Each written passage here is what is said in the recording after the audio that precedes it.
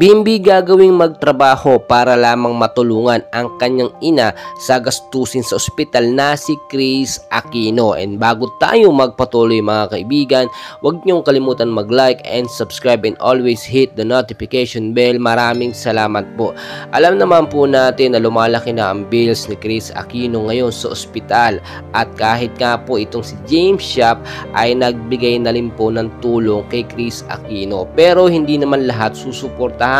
So sinabi na rin po ni Kris Aquino nung mga nakaraan sa social media na kinakailangan na nga daw po magtrabaho or hindi niya hahadlang ang magtrabaho itong si Bimbi Aquino kung sakasakaling gustuhin niya, para na nga rin po makatulong sa expenses po sa ospital na milyon na talagang inaabot. Lumalaki at lumolobo po, tuloy-tuloy po yan hanggat hindi pa po gumagaling ang sakit or medication, no?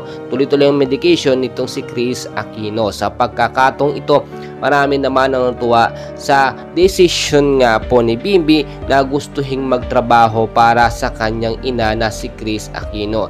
Siyempre, sino ba namang anak ang hindi gustong tulungan ng kanyang ina kapag ito ay nahihirapan? Well, marami naman po mga netizens ang nagbigay ng kanilang panalangin sa mabilisang paggaling nga po ni Kris Aquino. Tiwala lang po sa Diyos at sa may kapal. Alam natin may plano siya sa ating lahat. Maraming salamat.